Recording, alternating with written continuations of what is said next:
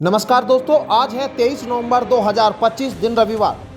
UP की सुर्खियों में आपका स्वागत है। आइए देखते हैं फटाफट अंदाज में यूपी की खबरें। उत्तर प्रदेश सरकार ने 41,424 होमगार्ड पदों के लिए भर्ती प्रक्रिया शुरू कर दी है, जिसका नोटिफिकेशन जारी होते ही ऑनलाइन आवेदन विंडो भी खोल दी गई है। अभ्यर्थी 17 दिसंबर 2025 तक आवेदन कर सकते हैं। इस भर्ती में पुरुष और महिला दोनों उम्मीदवार हिस्सा ले सकेंगे। राज्य के प्रमुख जिलों कानपुर, आगरा, लखनऊ, हरदोई, प्रयागराज, वाराणसी, सीतापुर, जौनपुर, आजमगढ़, अलीगढ़ में हजारों पदों पर नियुक्तियां होगी। आवेदन के लिए 10वीं पास होना अनिवार्य है। उम्मीदवारों को आवेदन से पहले वन टाइम रजिस्ट्रेशन यानी OTR पूरा करना होगा, जबकि पहले से OTR कराने वालों को दोबारा प्रक्रिया नहीं करनी होगी। उत्तर प्रदेश में अवैध घुसपैठ पर सख्त रुख अपनाते हुए मुख्यमंत्री योगी आदित्यनाथ ने सभी जिलाधिकारियों को त्वरित कार्रवाई के निर्देश दिए हैं। सीएम ने कहा है कि कानून व्यवस्था और राष्ट्रीय सुरक्षा सर्वोच्च प्राथमिकता है, इसलिए किसी भी अवैध गतिविधि को बर्दाश्त नहीं किया जाएगा। उन्होंने आदेश दिया कि हर जिला प्रशासन अपने क्षेत्र में रह रहे अवैध घुसपैठियों की पहचान सुनिश्चित करे और नियमों के अनुसार कार्रवाई शुरू की जाए। साथ ही इन घुसपैठियों को रखने के लिए प्रत्येक जिले में अस्थायी डिटेंशन सेंटर बनाए जाएंगे, जहां सत्यापन पूरा होने तक उन्हें रखा जाएगा। प्रक्रिया पूरी होने पर उन्हें उनके मूल देश भेजा जाएगा। उत्तर प्रदेश में 2 साल से अटकी शिक्षक भर्तियों को राहत मिल सकती है। शिक्षा सेवा चयन आयोग लंबे इंतजार के बाद जनवरी से नई भर्ती प्रक्रिया शुरू करने की तैयारी में है। आयोग में नए अध्यक्ष की नियुक्ति दिसंबर या जनवरी के पहले पखवाड़े में होने की संभावना है, जबकि नया अधियाचन पोर्टल भी दिसंबर में लॉन्च हो सकता है। TGT, PGT और असिस्टेंट प्रोफेसर के नियम तैयार है और विभाग से रिक्तियों का ब्यौरा मांगा गया है। करीब 23,000 से अधिक पदों पर भर्तियों के विज्ञापन जारी होने की उम्मीद जताई जा रही है।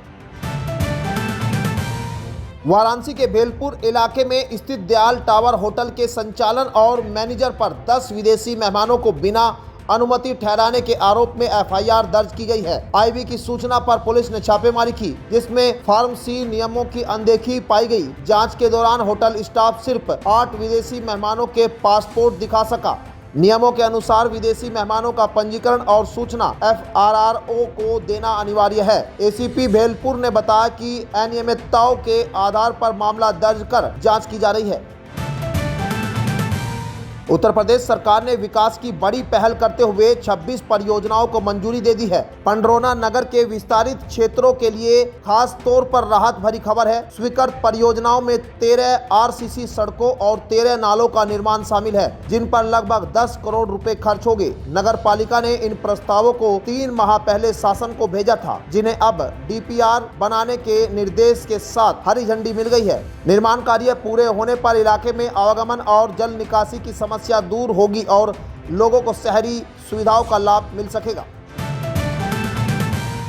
संभल के चंदौसी नगर में नगर पालिका अपने ही भवन के बिना काम चला रही है। मई में पुराने भवन को ध्वस्त करने के बाद नए निर्माण पर 6 महीनों में भी काम शुरू नहीं हो पाया। 7 करोड़ रुपए का प्रस्ताव बोर्ड बैठक में स्वीकृत होने के बावजूद धन की उपलब्धता न होने से परियोजना आगे नहीं बढ़ सकी है। फिलहाल नगर पालिका के कार्यालय 3 अलग अलग स्थानों फवारा चौक स्थित भवन और वाटर वर्क्स बिल्डिंग में संचालित हो रहे हैं। इससे विभागों के बीच समन्वय और नागरिक सेवा पर सीधा इसका असर पड़ रहा है।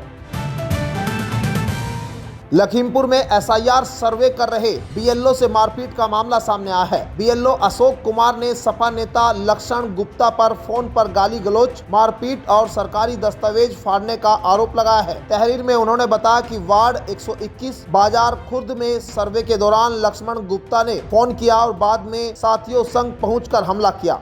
पुलिस ने शिकायत मिलने की पुष्टि की है और जांच शुरू कर दी है। वहीं सपा नेता लक्ष्मण गुप्ता ने आरोपों को गलत बताते हुए मामले को आपसी सुलह का बताया है। मामला इलाके में चर्चा का विषय बना हुआ है।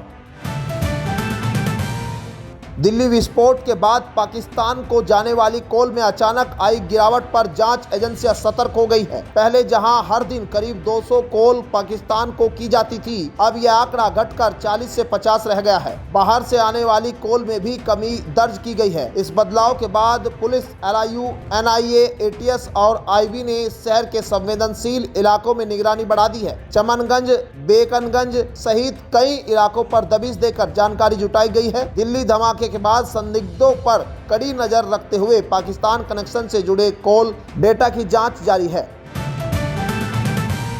लखनऊ में प्रेस वार्ता के दौरान सपा अध्यक्ष अखिलेश यादव ने SIR प्रक्रिया को लेकर भाजपा और चुनाव आयोग पर गंभीर आरोप लगाए। उन्होंने कहा कि शादी और खेती के मौसम में स्पेशल इंटेंसिव रिवीजन का करना गलत है और इसके लिए समय बढ़ाया जाना चाहिए। अखिलेश ने दावा किया है कि जिन क्षेत्रों में सपा मजबूत है वहां वोट काटने की साजिश चल रही है और कन्नौज के SDM का वायरल ऑडियो इसका उदाहरण है।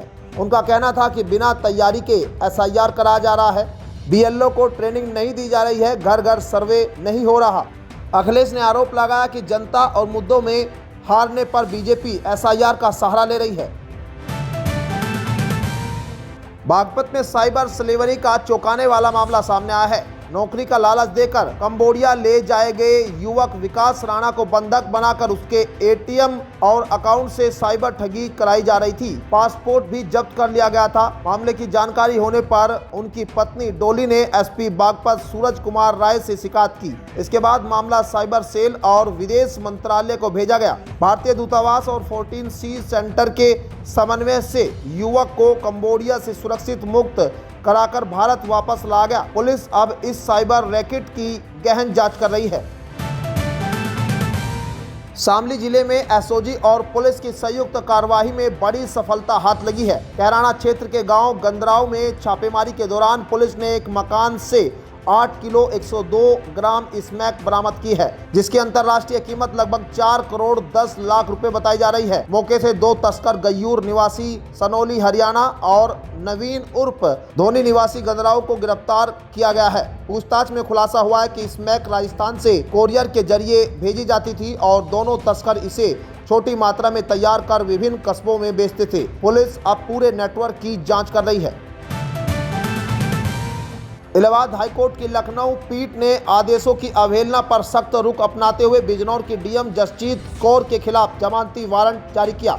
धामपुर निवासी विक्रम सिंह धनकर की अवमानना याचिका में आरोप था कि हाईकोर्ट ने जाति निर्धारण पर 3 माह में फैसला करने का आदेश दिया था, लेकिन समिति की अध्यक्ष होने के बावजूद DM ने कोई निर्णय नहीं लिया। सुनवाई के दौरान सरकार के अधिवक्ता ने बताया कि DM ने जवाब दाखिल करने के लिए अधिवक्ता कार्यालय से संपर्क भी नहीं किया।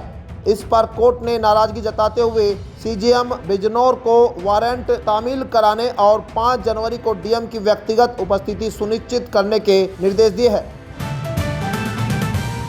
बरेली में विधवा पेंशन घोटाले की जांच तेज की गई है। SDM की रिपोर्ट पर जिलाधिकारी ने गंभीरता दिखाते हुए मामले को पुलिस के सुपुर्द किया, जिसके बाद SSP ने SIT गठित कर 25 मामलों में FIR के आदेश दिए हैं। जांच में पाया गया है कि कई विवाहित महिलाओं ने खुद को विधवा बताकर पेंशन ली और इसमें बिचौलियों तथा सत्यापन कर्मचारियों की मिलीभगत सामने आई है। SIT अब सभी दस्तावेज, बैंक खाते और प्रमाण पत्र की जांच कर रही है। यह पहला मामला नहीं है। 2023 में भी ऐसे कई पेंशन घोटाले उजागर हुए थे।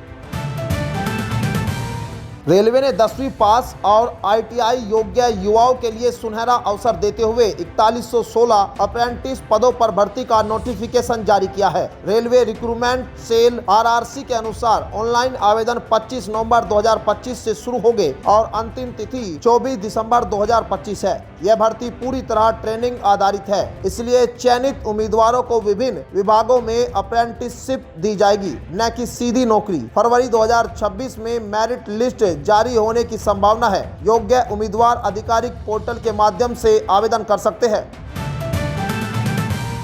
देश में ठंड का प्रकोप लगातार बढ़ता जा रहा है। खासकर उत्तर प्रदेश में तापमान तेजी से गिर रहा है। मौसम विभाग ने दिल्ली, यूपी और बिहार में शीतलहर की चेतावनी जारी की है। दिल्ली का न्यूनतम तापमान 11 डिग्री तक पहुंच सकता है, जबकि यूपी और बिहार में सुबह शाम पारा तेजी से नीचे जाने की संभावना है। इसमें आम लोगों की परेशानी बढ़ सकती है। वहीं दक्षिण भारत में मौसम का मिजाज अलग है। तमिलनाडु, केरल और आंध्र प्रदेश में बारिश के आसार जताए गए हैं। मौसम विभाग ने लोगों को सतर्क रहने और आवश्यक सावधानियां बरतने की सलाह दी है। तो ये थी आज की 15 फटाफट खबरें। अगर आपको वीडियो पसंद आया तो वीडियो को लाइक, शेयर व कमेंट जरूर करें। धन्यवाद।